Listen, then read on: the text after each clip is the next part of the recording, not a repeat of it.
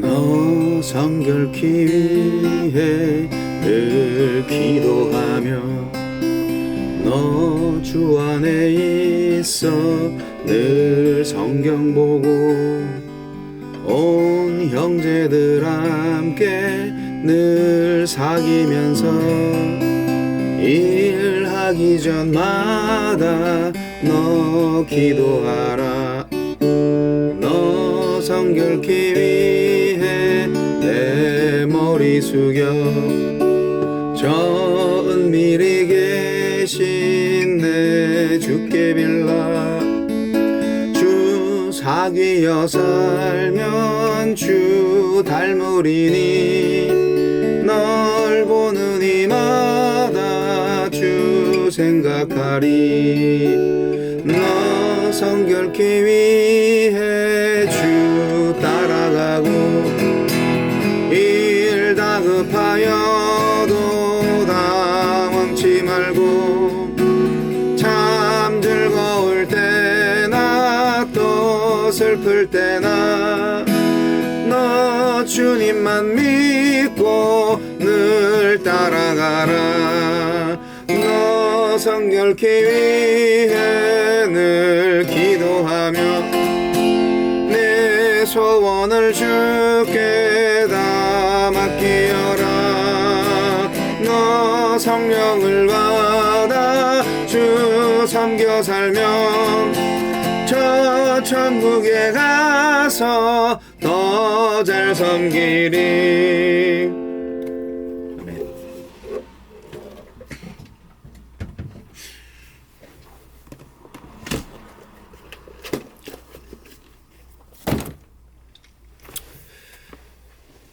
(3월 25일) 금요일입니다.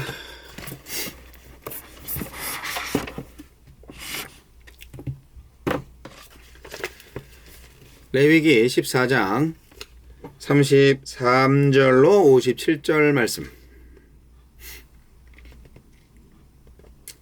여호와께서 모세와 아론에게 말씀하여 이르시되 내가 네게 기업으로 주는 가나안 땅에 너희가 이를 때에 너희 기업의 땅에서 어떤 집에 나병 색점이 발생하게 하거든 그 집 주인은 제사장에게 가서 말하여 알리기를 무슨 색점이 집에 생겼다 할 것이요 제사장은 그 색점을 살펴보러 가기 전에 그 집안에 있는 모든 것이 부정을 면하게 하기 위하여 그 집을 비우도록 명령한 후에 들어가서 그 집을 볼지니 그 색점을 볼 때에 그 집 벽에 푸르거나 붉은 무늬의 색점이 있어 벽보다 우묵하면 제사장은 그 집 문으로 나와 그 집을 이레 동안 폐쇄하였다가 이레 만에 또 가서 살펴볼 것이요 그 색점이 벽에 퍼졌으면 그는 명령하여 색점 있는 돌을 빼내어 성밖 부정한 곳에 버리게 하고 또 집안 사방을 긁게 하고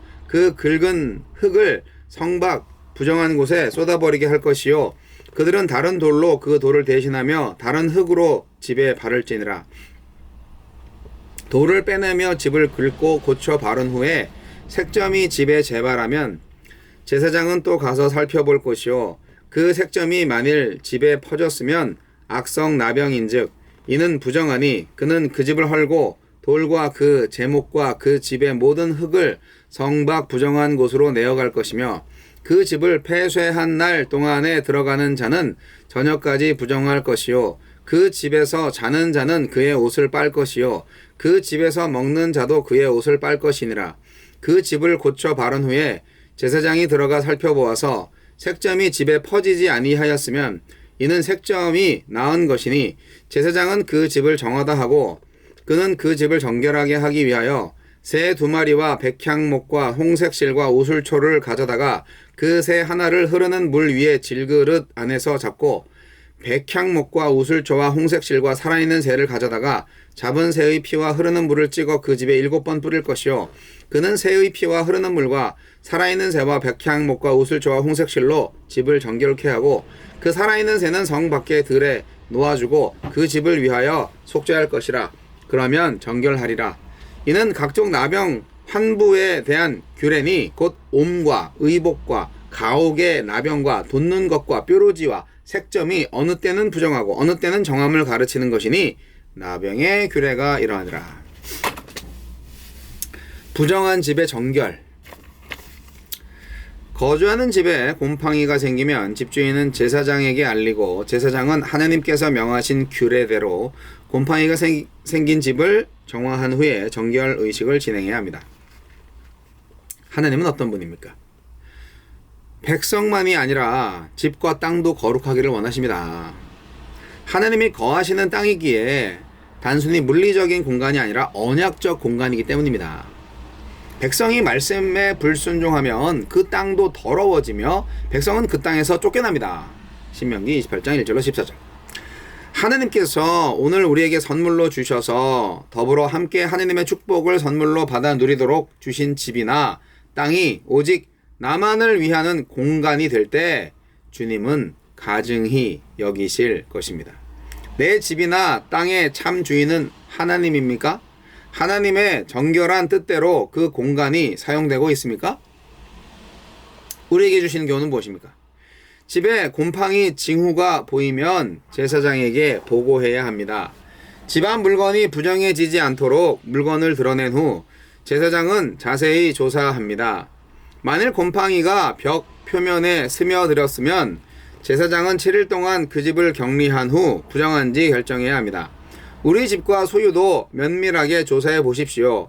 위생 상태뿐 아니라 영적 상태도 살펴보십시오. 탐욕의 곰팡이, 불만의 곰팡이, 사치의 곰팡이, 쾌락의 곰팡이가 보이지 않습니까? 오염의 근원을 제거해야 더 큰 오염을 막을 수 있습니다. 곰팡이균의 특징은 주변으로 빠르게 퍼지는 것입니다. 오염된 면적을 줄이는 최선의 방법은 오염된 모든 곳을 정화하는 것입니다. 조금이라도 오염되었다면 과감히 제거해야 오염의 확산을 멈출 수 있습니다. 우리 자신이 거룩한 처소가 되지 못하게 막는 것은 무엇입니까? 과감하게 대체하고 제거하고 무너뜨려야 할 것은 무엇입니까? 정화하려는 노력을 기울였어도 곰팡이균이 재발하면 집 전체를 헐고 모든 폐기물은 정해진 장소에 가져다 버려야 합니다. 지금까지 쌓은 것이 아깝고 아쉽겠지만 악성균에 오염된 집에서 살 수는 없습니다. 오염된 집도 집이지만 그 집에 들어가는 사람은 부정한 존재가 되기 때문입니다. 부정한 것이라도 힘들게 이룬 것이니 버릴 수 없다는 생각은 하나님보다 그것이 더 소중하다는 암묵적 고백입니다. 주여, 삶의 모든 자리에서 하나님 자녀의 구별된 일상을 살아내게 하소서. 아멘. 건물의 짜라트. 네. 건물이 나병 걸렸나? 생각이 드는데요. 건물에 곰팡이 핀 거를 말하는 거예요. 네. 건물이 썩는 경우가 많죠. 과거에 집이 사람이 오랫동안 안 살았다든지 그러면은 당연히 썩죠. 이 건물도 집도 숨을 쉰다고 그러잖아요. 근데 이제 숨을 못 쉬니까 썩고 부패하고 부정해지는 거죠. 예. 사람 피부만이 아니라 사물과 건물에도 나병이 생길 수 있다는 말씀. 하나님은 자기 백성뿐만이 아니라 집과 땅도 거룩하여지기를 바란다는 말씀. 재밌죠? 네. 실제로 깨끗해져야 되고요. 그리고 영적인 차원에서 정결해야 됩니다. 환경도 굉장히 중요하죠. 오염된 환경에서는 오염된 생각과 오염된 행동을 할 수밖에 없는 것 아닌가요?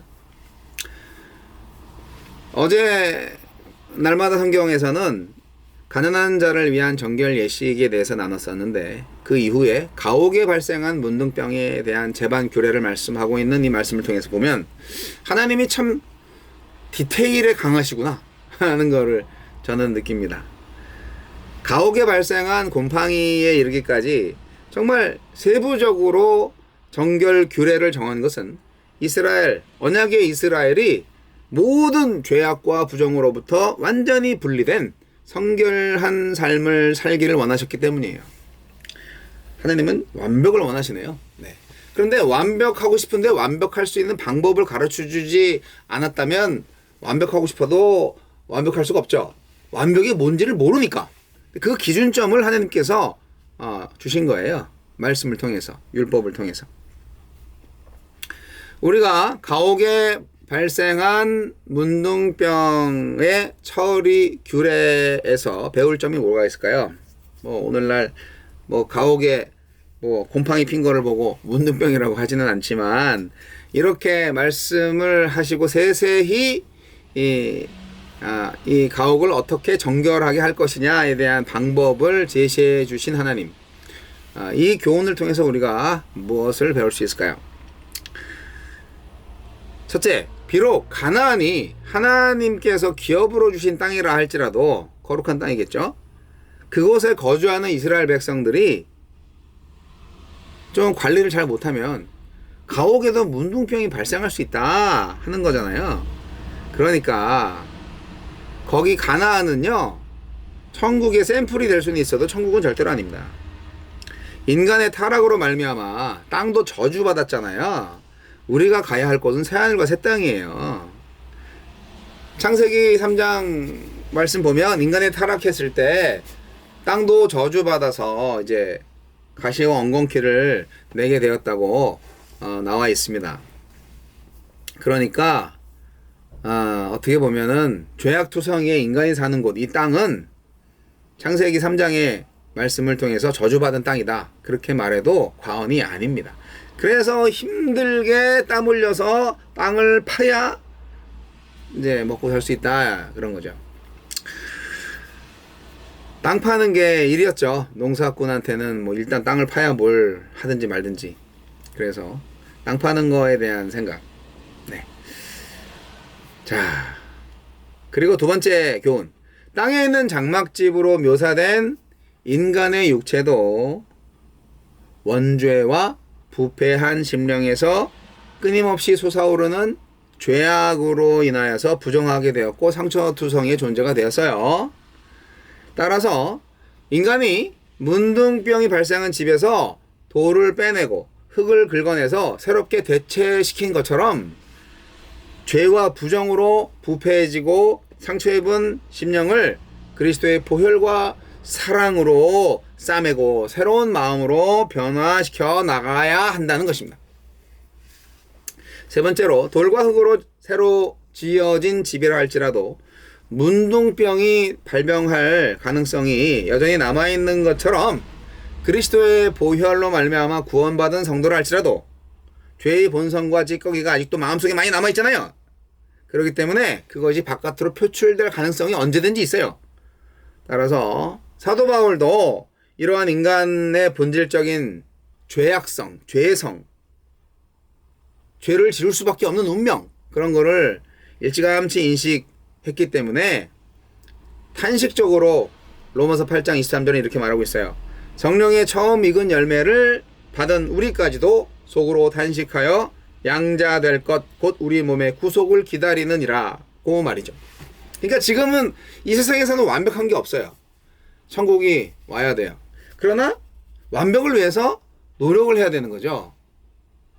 그것이 사랑이고 예배죠.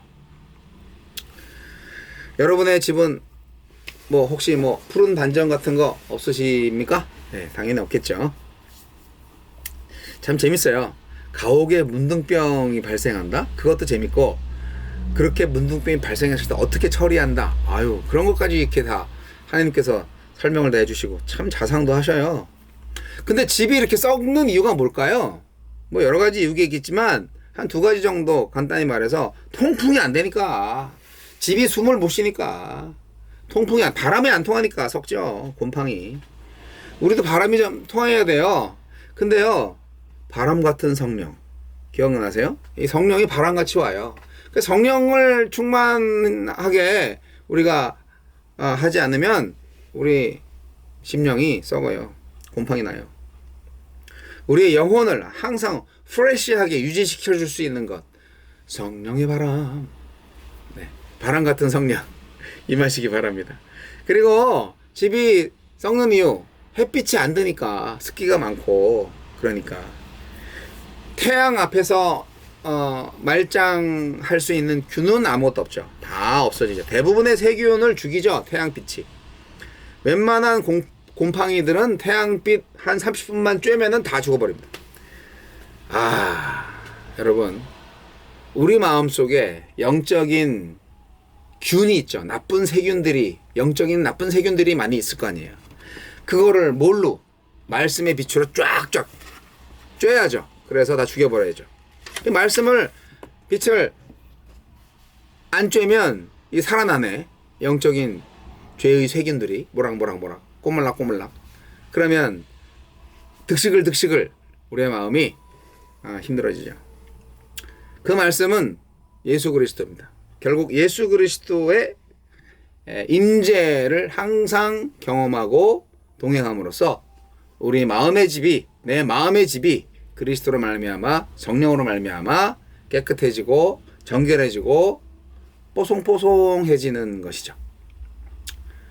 우리는 빛 대신 그리스도를 우리의 마음속에 반드시 영접하셔야 되고, 성령 충만하셔서 하나님 나라에 합당한, 절대로 문둥병은 얼씬도 하지 않는 그런 멋진 집을 가지시기를 바랍니다. 내 마음 그리스도의 집이 될지어다.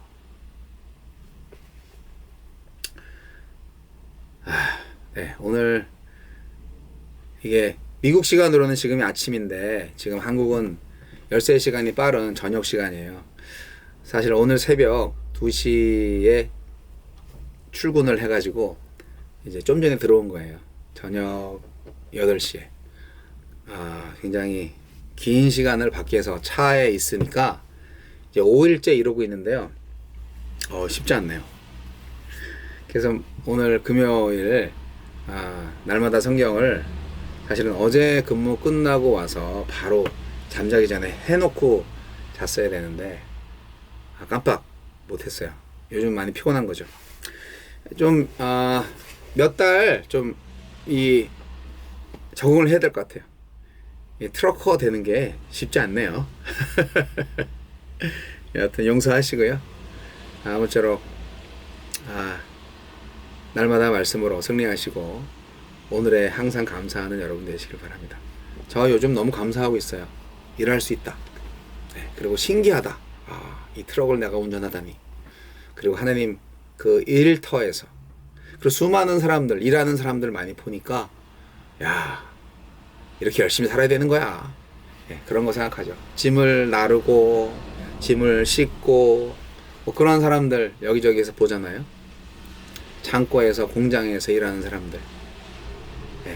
새벽부터 밤까지.